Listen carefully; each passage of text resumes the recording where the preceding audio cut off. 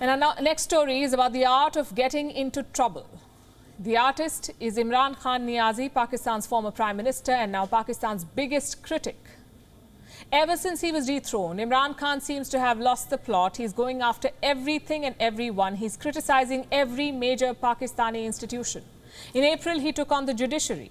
He publicly threatened a judge, warned her of severe consequences if she were to give an unfavorable verdict. The result was this: Imran Khan was booked under Pakistan's anti-terror law. Then in August, he took aim at Pakistan's election commission. He slammed the electoral body's chief.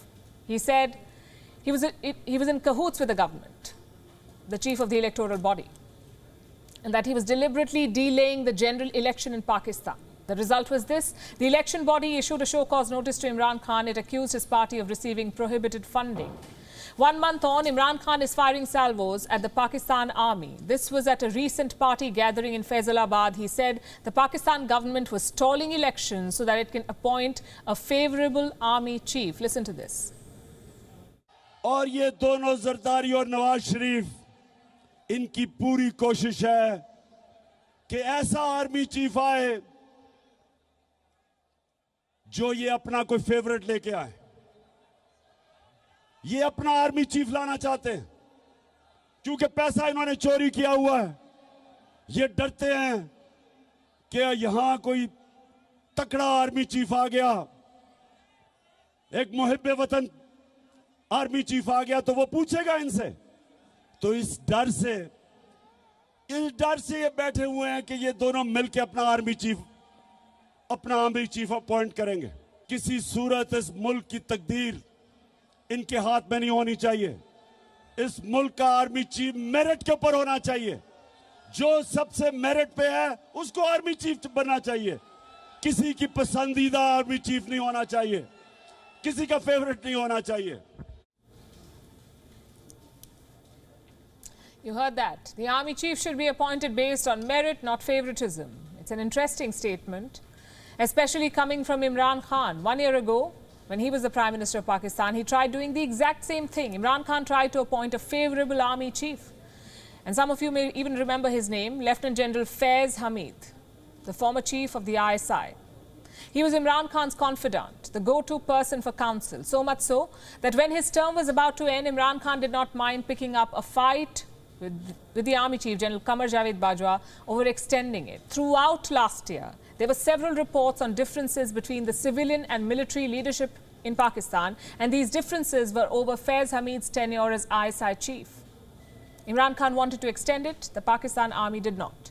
Reports said this was part of a larger plan to install Faiz Hamid as the army chief of Pakistan. At one point, Imran Khan himself admitted that the opposition was afraid he would appoint Faiz Hamid as army chief. And the same Imran Khan is now talking about merit. Also in Pakistan, taking on the army has clear and severe consequences. Imran Khan is beginning to see them.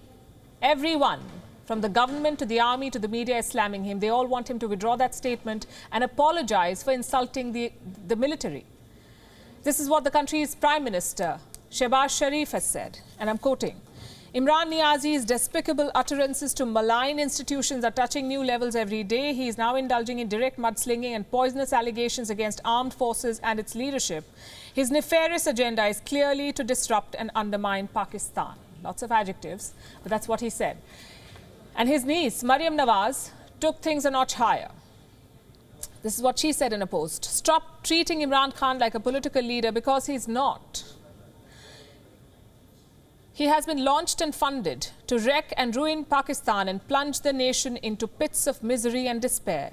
He has waged a war on our country by attacking its stability, economy, society, media, and now its armed forces. And the army too has issued a statement. This is what they've said. I'm quoting, regrettably, an attempt has been made to discredit and undermine the senior leadership of the Pakistan Army at a time when the institution is laying lives for the security and safety of the people of Pakistan every day. If there were to be a drama contest, I'm not sure who would win.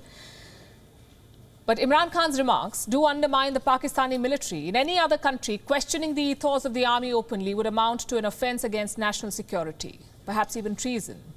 And that's a charge that the opposition is already planning to frame him under, Imran Khan. But the big takeaway from the story is how Imran Khan is exposing the entire system of Pakistan, from the electoral system to the judiciary to the army. He has declared war on every institution, and the strategy is quite clear. If he goes down, he's taking all of them along.